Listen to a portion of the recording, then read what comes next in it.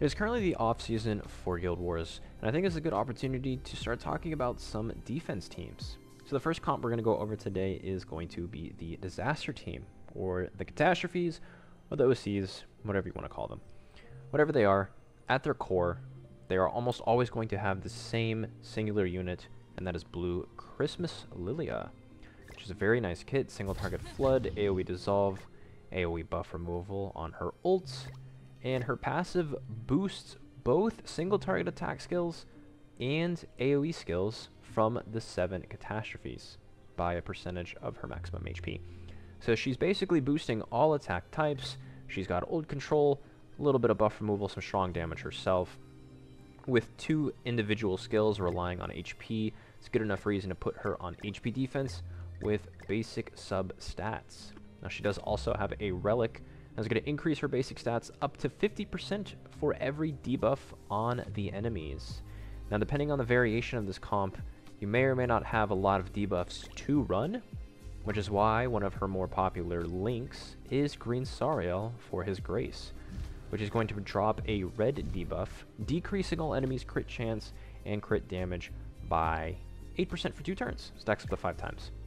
Now the only issue with running that is the AI doesn't really like to stack debuffs too much, so you might only have her AoEing probably on the first turn and then not too much afterwards, because her flood's going to start dropping some debuffs as well. So I think for the most part she will dissolve less with Green Sariel. If you didn't want to run him or you couldn't run him, then running a Demon Melee is also a good link, because it does provide attack, and that is pretty big for almost everybody that can run him. Now, in addition to Lilia, the next unit we'll go over is Easton. Starting with Awakened Easton, we're not going to be talking pretty much about any of the non-awakened versions of most of these units. Only the awakened OCs have been relevant. So with Red Easton, she has single target drain, pretty big. We see our next debuff in Oxidize AoE. Ultimate is a single target flood. Her passive decreases the amount of damage that the Catastrophes will take for every orb in the battlefield. So if they're playing ult rush, we're going to be pretty tanky.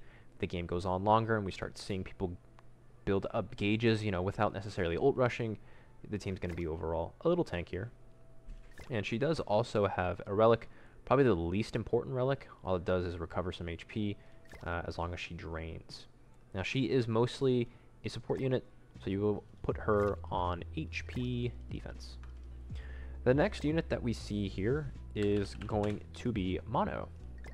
We have green non-awakened Mono. This is one of the non-awakened versions that you'll see.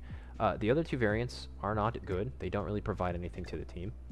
Green, however, she has a very crit focus kit.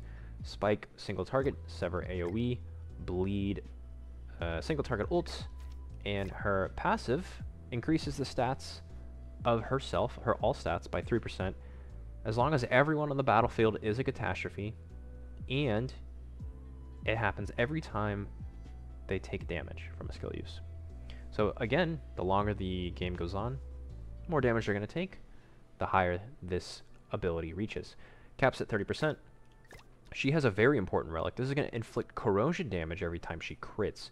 Now, how often is she going to crit on a sever attack? Probably every time, which means that's more debuffs for Blue Lilia to scale off of. And she is mostly a DPS unit, so you're going to see this Mono run on attack crit. Now, for the last slot, we have Roxy, who is going to be our other technically non-awakened version, because there's really only one. You're going to want to run Green Roxy because Red Roxy doesn't really provide too much to the team, and you've seen some of the other Guild Wars tactics. Blue Roxy is pretty much an offense unit. So Green Roxy isn't restricted to the attack, or not the attack. She's not restricted to the Catastrophes. Her passive scales off of human allies on the battlefield. So this is going to increase their attack-related stats by 15% for each human. So she hits, if you're running a full human catastrophe, what is that? 60% attack related? That's a pretty big chunk. Single target, doesn't do anything until it's rank 2. Stands cancel. Still pretty strong. Charge AoE is pretty mid. Her ultimate's not too bad. Once she gets one off, it's pretty easy for her to regain her ultimates because she does gain 2 gauge every time she uses it. Now, she is our secondary DPS, or I guess technically primary. She's in the first slot.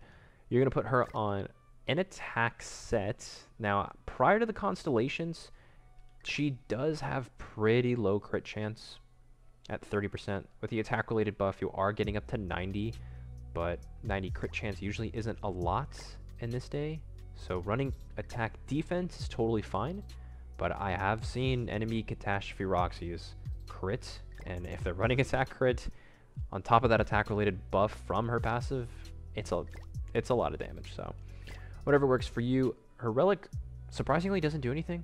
It just gives her a bunch of CC, which she's not really a unit that scales off CC, so I'm not sure why they didn't give her a normal relic, but whatever.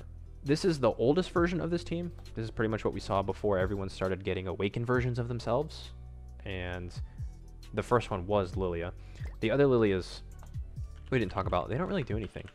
They don't provide anything to the comp as a whole. Red Lilia doesn't provide anything, but she used to be on a debuff focused team, which is pretty phased out. Blue Lilia is good. She is on another comp we'll cover at a different time, and then Green Lilia not so much. So this team started getting its variations when Halloween Easton came out. She was the first one. So she replaces Red Easton. She becomes this team's protection against suicide. Her passive increases human allies. Very nice. It's not restricted to the catastrophes. Basic stats by 7% every time you defeat an enemy.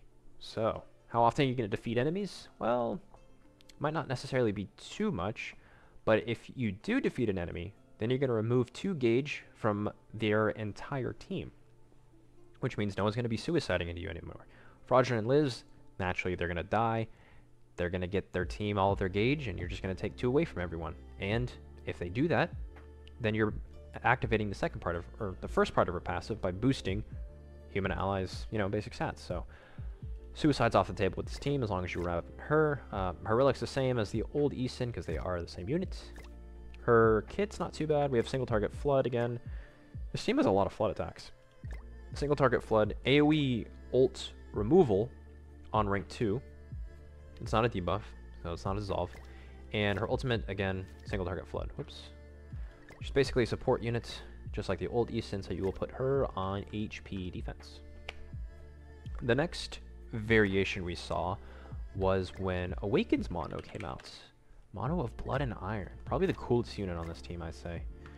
Raiden Mono, some people called her. So her kit is pretty nasty. We have a weak point AoE.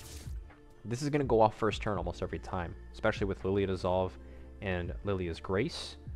Through Sariel, they're almost always going to be debuffed. So weak point's going to pop off. She has a cleanse. That's huge. Who would have thought this team would have had a cleanse? On rank 2, also boosting crit chance and crit damage. And to top it off, they gave her Secret Technique. And, I mean, this is, at the time, the second unit to get Secret Technique, which is probably one of the most powerful ults in the game.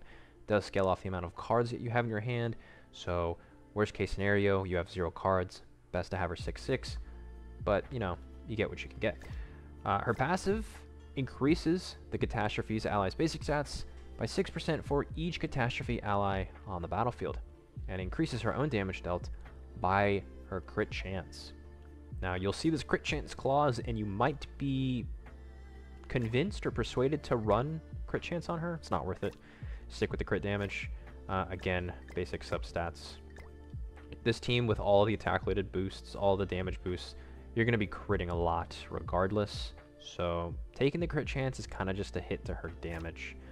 And then her relic increases Catastrophes allies damage dealt with AoEs. So they basically took the second part of Lilia's passive and slapped it onto a relic for this mono. That's fine. She's a strong unit all around.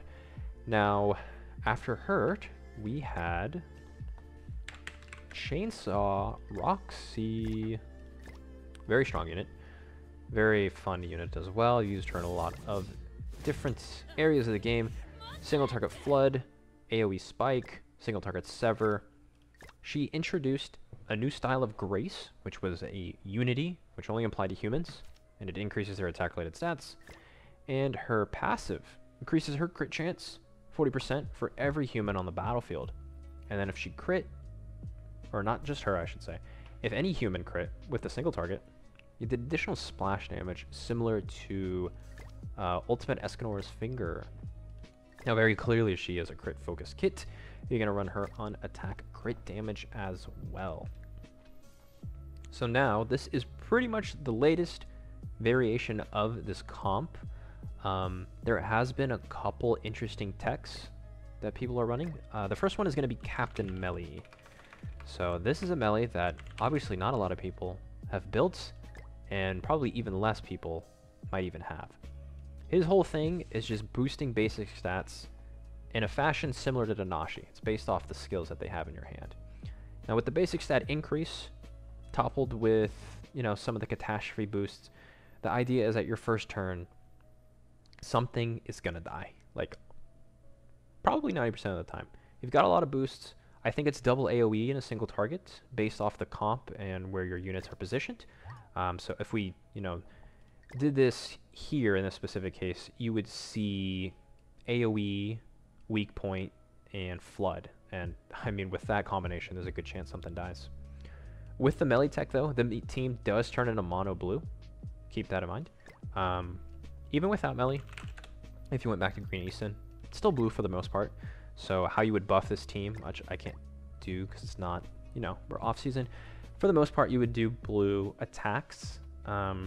If you have bad CC with this team, blue HP is fine. Some people mix and match just because Lilia does scale off HP like we mentioned. That's totally okay. Nothing wrong with that. There is another tech here in the slots. That is Christmas Donna Liz.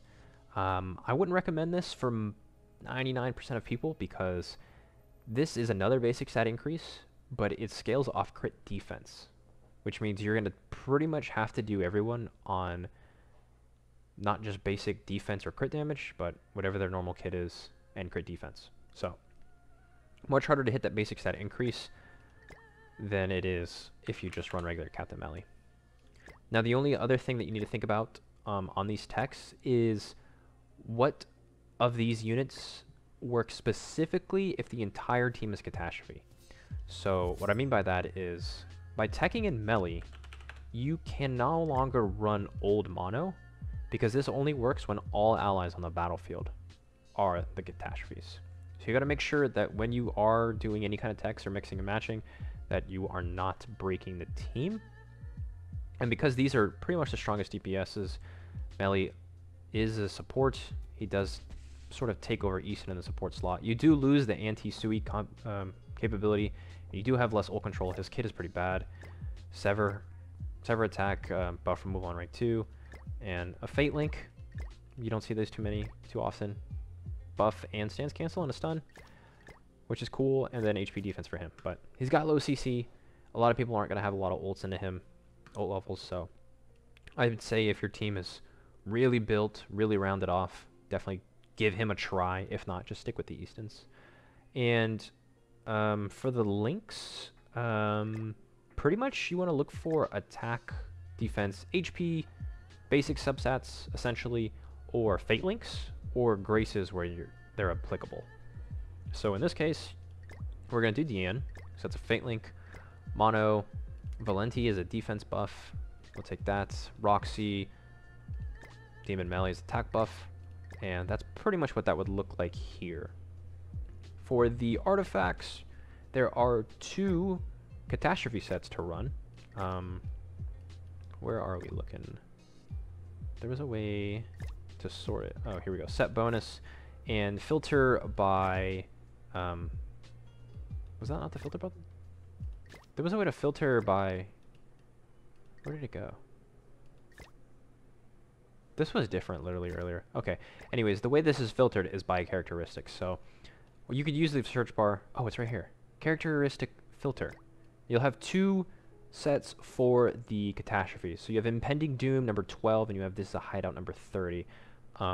It's pretty much a no-brainer which one to run. Impending Doom is an all-stat increase, and then This is a Hideout basic stat increase.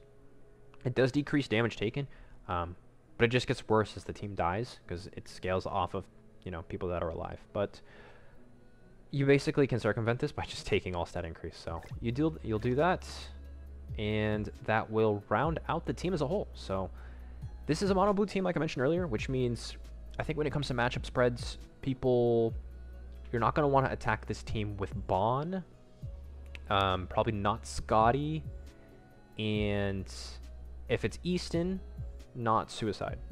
So that is going to leave, I think for the most part, Demons. I think both versions of the Demon team will clear this. So Assault Melee and Purg Melee will definitely wipe Catastrophes. And if people are running Angels on offense with the Ludo, then that'll probably clear this team as well. So it's got a pretty even matchup spread, I would say. So that is why this is a pretty strong comp. The only other thing that you need to think about is tower positioning. So most people I've noticed kind of just run disasters on the first slot, but it really depends on what your other teams are and probably how you want to have your setups as a whole guild. That'll just have to be some coordination you talk about with your guild. Again, for the links, most of the time you're going to want to run HP defense. I didn't talk about that, but yeah, HP defense usually on the links. I don't have their gear sorted, but I think that is going to cover everything for the Catastrophes and the first defense setup. So if you guys like to drop a thumb, maybe sub if you're into that, and I'll see you in the next one.